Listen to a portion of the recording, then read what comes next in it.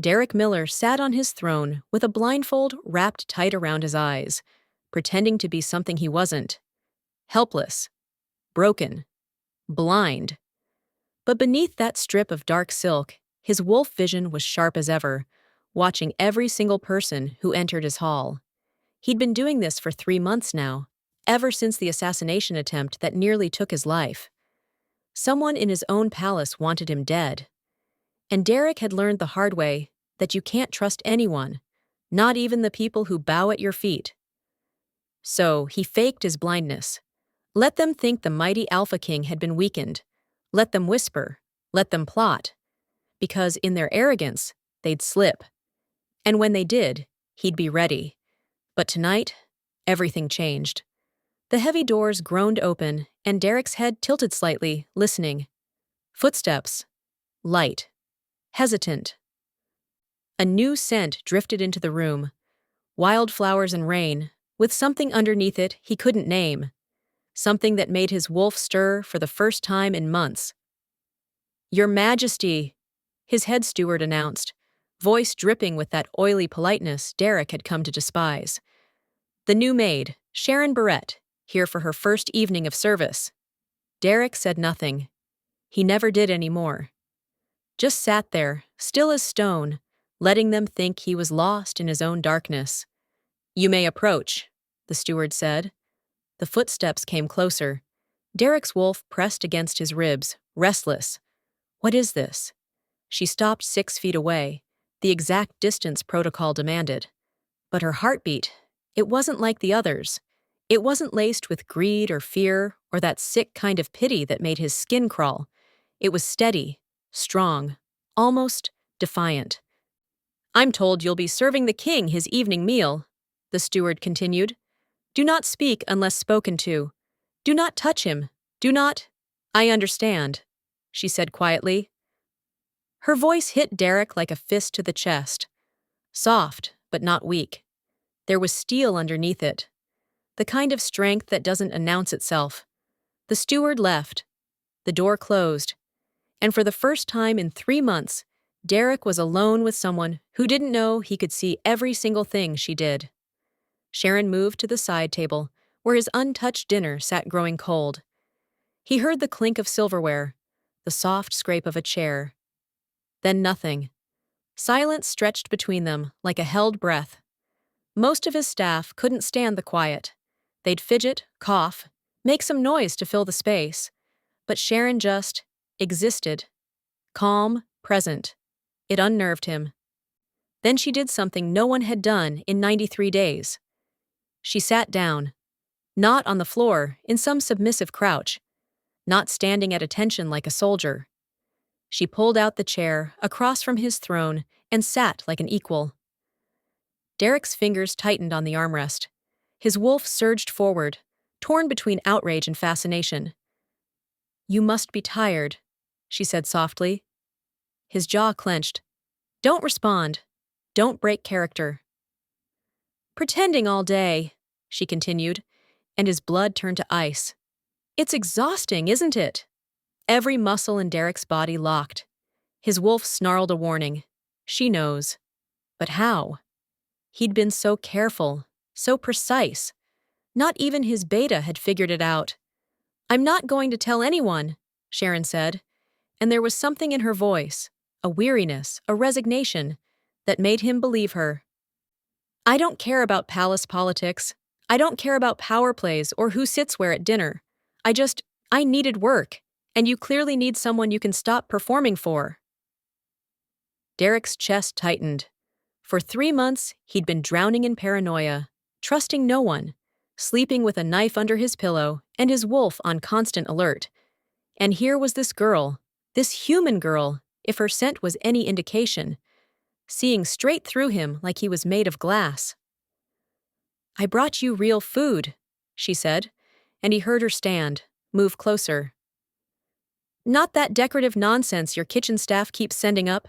Actual food, still warm." The smell hit him then. Roasted meat, fresh bread, herbs he recognized from the forest beyond the palace walls. His stomach clenched with sudden, vicious hunger. He hadn't had a real meal since the poisoning attempt. "I'm going to set it on the table next to you," Sharon said quietly. "Left side. Within reach.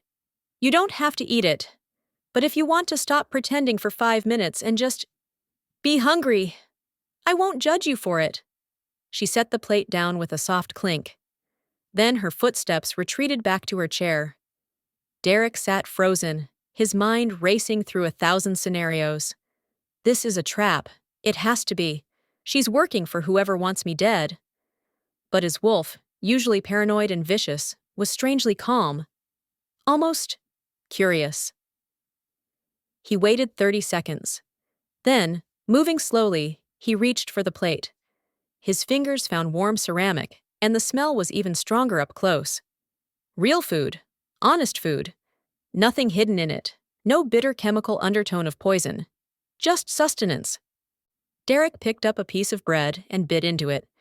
The taste exploded across his tongue. Butter and rosemary, and that perfect crisp, soft texture of something made with actual care. He'd forgotten food could taste like this. "Better?" Sharon asked. He didn't answer. Couldn't. Because if he opened his mouth, he might say something true, and truth was the most dangerous weapon in a palace built on lies. If you're loving this story, do me a favor.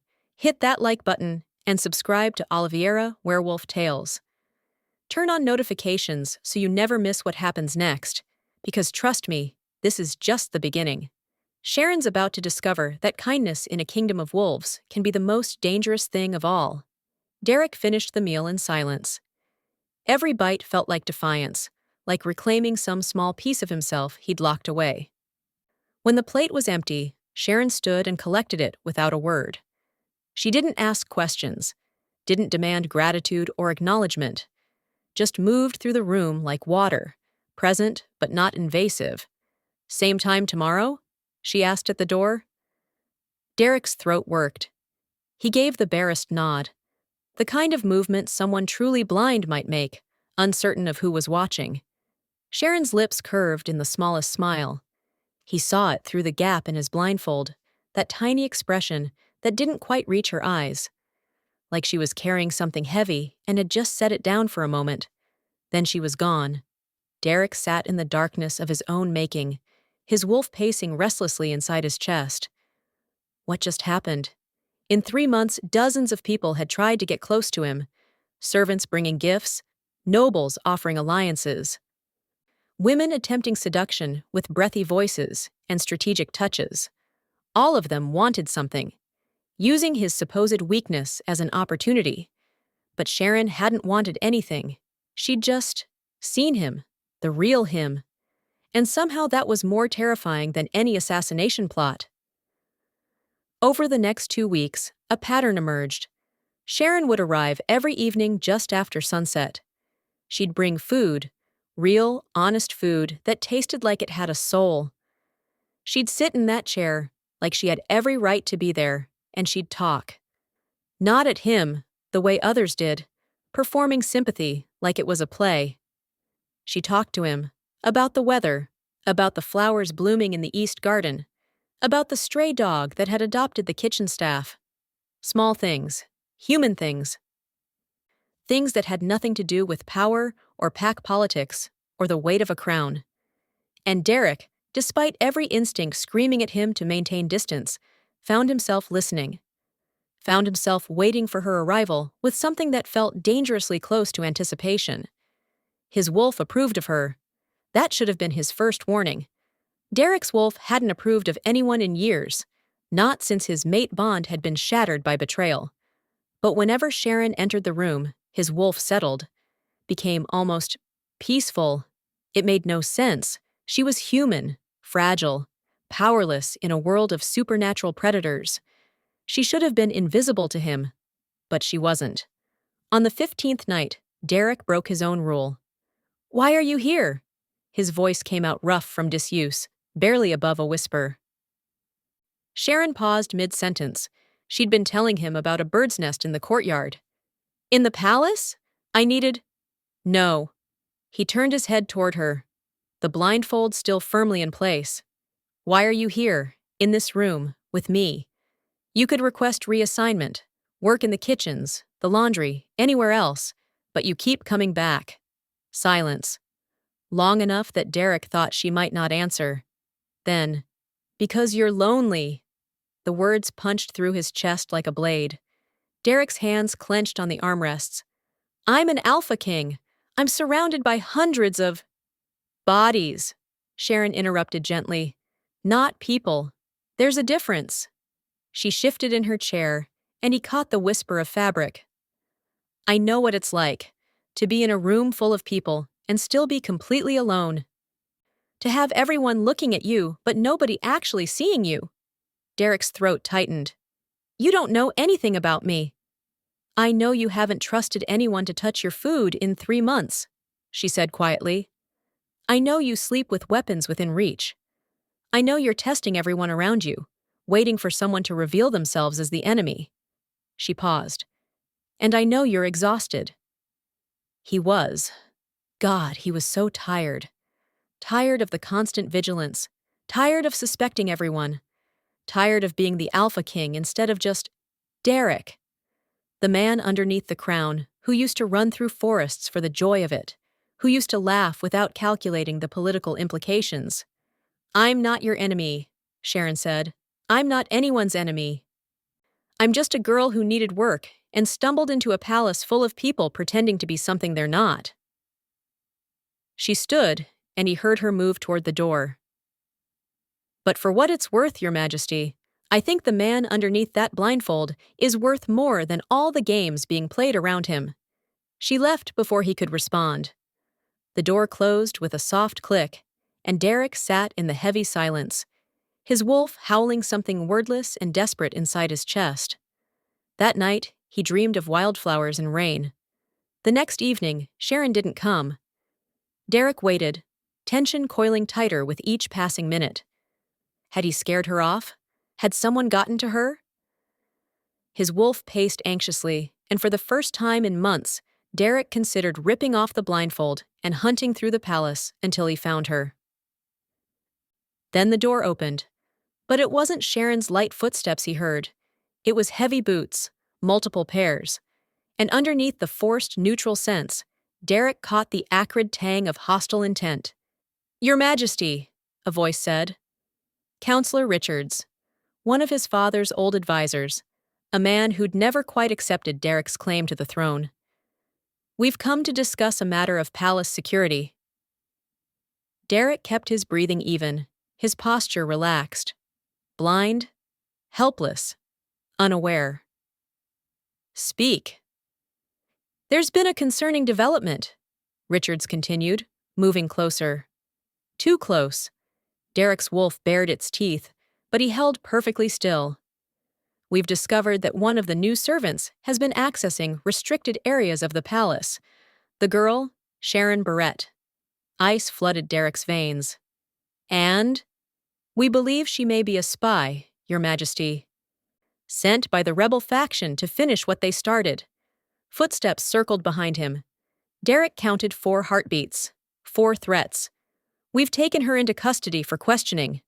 Every protective instinct Derek possessed roared to life. His wolf slammed against his control, demanding blood.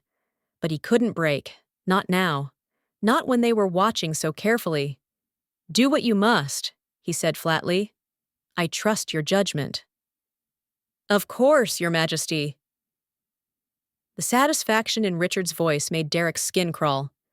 We'll ensure she's properly interrogated. They left. The door closed, and Derek sat frozen on his throne, his mind racing. This is it. The trap within the trap. They'd gotten to Sharon, were using her to draw him out, to make him reveal that he could see, that he'd been lying all along. If he moved to protect her, he'd expose himself and lose the only advantage he had. But if he didn't, Derek's hands trembled with the effort of staying still. Sharon, who'd shown him kindness without agenda. Sharon, who'd seen him. Sharon, who his wolf had claimed as safe in a palace full of predators. She was about to pay the price for his deception. This is where everything changes. If you're on the edge of your seat right now, consider subscribing to Oliviera Werewolf Tales. Drop a like if you're invested in Sharon and Derek's story. Because what happens next? It's going to tear your heart out. Derek gave them 15 minutes, long enough to let their guard down, to think their plan was working. Then he stood from his throne, reached up, and tore the blindfold from his face. His wolf vision flooded back, sharper, clearer, more intense from months of pretending otherwise. Derek's eyes glowed gold in the dim light as he stalked toward the door. The game was over. He'd found his traitors. And now they were going to learn why challenging an Alpha King was a fatal mistake. The dungeons were deep beneath the palace, carved from ancient stone that reeked of fear and old blood. Derek moved through them like a shadow, silent despite his size. His wolf was fully present now, lending him speed and strength, and that predatory focus that made him apex. He found them in the lowest chamber. Richards and 3 guards, surrounding Sharon where she knelt on the stone floor. Her hands were bound behind her back. Blood trickled from a cut on her lip. But her eyes, those steady, fearless eyes, held nothing but defiance. "I'll ask you one more time," Richards snarled, grabbing her hair and yanking her head back. "Who sent you?" "No one," Sharon gasped. "I'm just a—" Richards backhanded her across the face. The sound echoed off stone walls. And something inside Derek snapped. He didn't remember moving. One moment he was at the chamber entrance. The next, his hand was wrapped around Richard's throat, lifting the man clear off the ground. The counselor's eyes went wide with shock, then terror, as he stared into Derek's glowing gaze. "Your Majesty," Richards choked out, You can see." "I've always been able to see," Derek said softly, dangerously. "Every lie, every betrayal, every false smile." His claws extended, piercing skin. "I've been watching you for 3 months, Richards, waiting for you to reveal yourself. Thank you for finally being stupid enough to do it." The guards rushed forward. Derek moved like liquid violence, one hand still holding Richards, the other lashing out to catch the first guard by the face and slam him into the wall. The second got a backhand that sent teeth flying. The third actually managed to draw a weapon before Derek's wolf surged forward fully, and suddenly, there was nothing human left in his expression at all. "You want to know why they call me the Alpha King?" Derek's voice dropped to a growl that made the stones vibrate. "Not because of politics, not because of bloodline, because I have never, in my entire life, lost a fight." He threw Richards across the room like a rag doll. The man hit the far wall and crumpled. "And I don't start now." Silence fell. 3 guards unconscious. Richards groaning on the floor. And Sharon, still kneeling, staring up at Derek with those impossibly steady eyes. "You're not blind," she whispered. Derek's wolf receded slightly, though his eyes still glowed. "No, you never were." "No." He moved toward her, each step deliberate, controlled, fighting the urge to shift fully and tear apart everyone who dared hurt her. "I was testing them, testing everyone." He knelt in front of her, his fingers making quick work of her bonds. "I didn't expect you." Sharon's hands came free. She rubbed her wrists, not looking away from his face. "What am I?" "The one variable I didn't account for," Derek said roughly. His hand came up, hesitated, then gently touched the cut on her lip. She didn't flinch. His wolf made a sound between a whimper and a growl. "The one person who saw me when I was trying to be invisible." His thumb brushed blood away from her mouth. "Why didn't you expose me?" "You could have." "Told anyone, gained favor, used it." Sharon's laugh was soft and bitter. "Because I told you, I don't care about palace politics.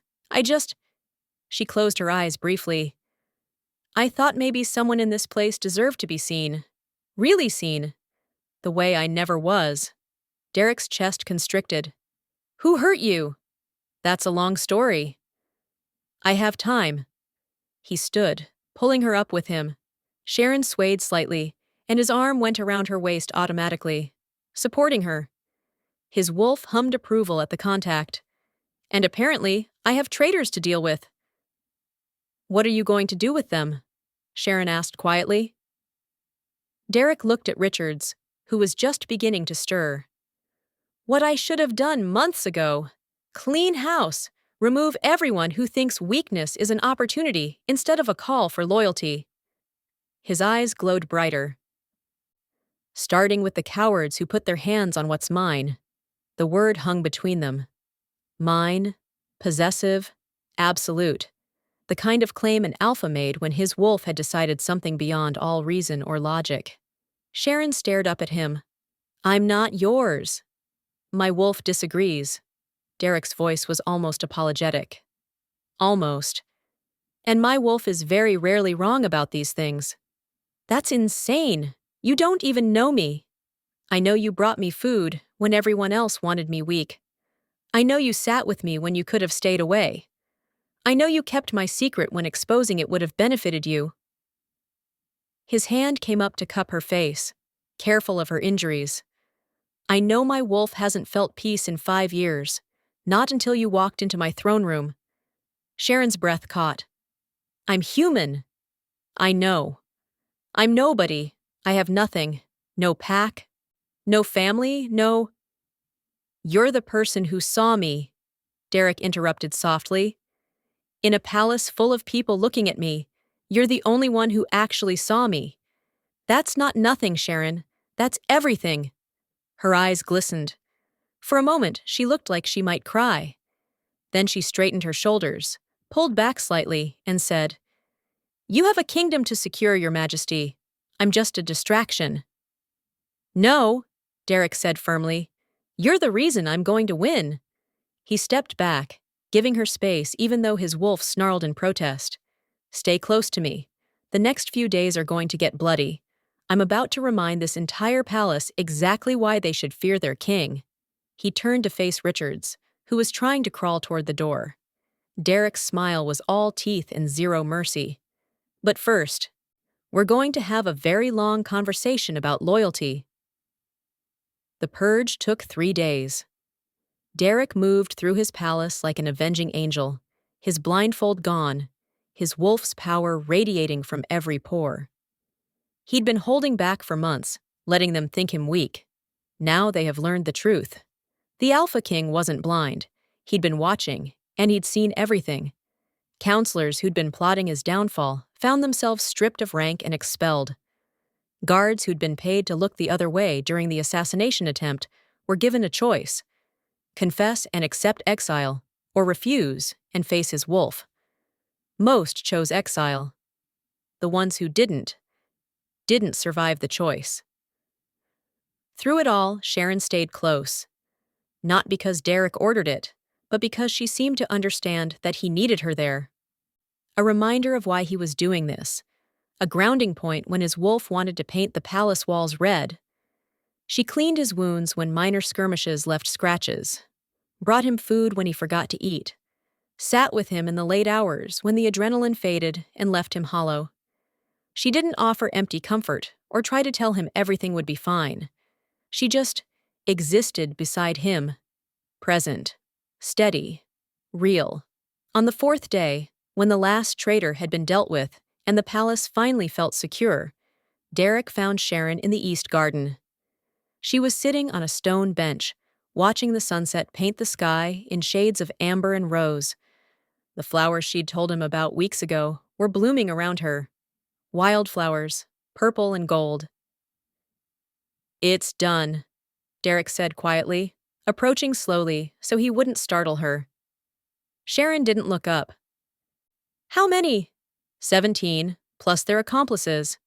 He sat beside her, leaving space between them. His wolf whined at the distance. All connected to my uncle's faction. They'd been planning a coup for over a year. And now? Now the kingdom is secure. Derek let out a long breath. Now I can stop pretending to be something I'm not. Sharon finally turned to look at him. In the golden light, her eyes seemed impossibly deep. Can you, though? You're an Alpha King. Isn't pretending part of the job?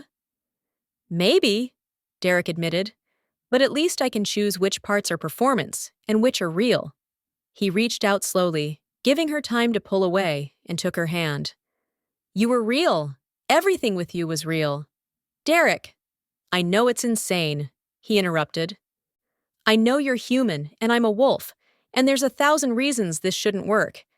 I know I have no right to ask anything of you after dragging you into my nightmare. His thumb traced circles on her palm. But my wolf knows you, Sharon. Knows you in a way that has nothing to do with logic. And I've learned to trust my wolf. Sharon's fingers tightened on his. I'm damaged, she whispered. I came here running from things you can't imagine. I'm not some fairy tale maiden who can heal your darkness with love. I have my own shadows. Good, Derek said seriously. I don't need saving. I need someone who understands that darkness exists and doesn't flinch from it. He lifted her hand to his lips, pressed a kiss to her knuckles. Someone who can sit in a room with a monster pretending to be blind and see the man underneath anyway. You're not a monster. I killed people 3 days ago and didn't lose a moment's sleep over it. You killed people who tried to murder you and hurt innocents, Sharon corrected. That's not being a monster. That's being a king. She shifted closer, closing the gap between them. A king who happens to have a very protective wolf. Derek's lips twitched. He likes you. Just him? No. Derek's expression grew serious again. Not just him, The words stuck in his throat. He'd been an alpha king for 7 years, had commanded armies, had stared down enemies without flinching. But admitting to feeling something real in a world of political manipulation, terrified him. I haven't felt like myself in 5 years. Not since my mate's bond was broken by someone I trusted. I thought that part of me was dead.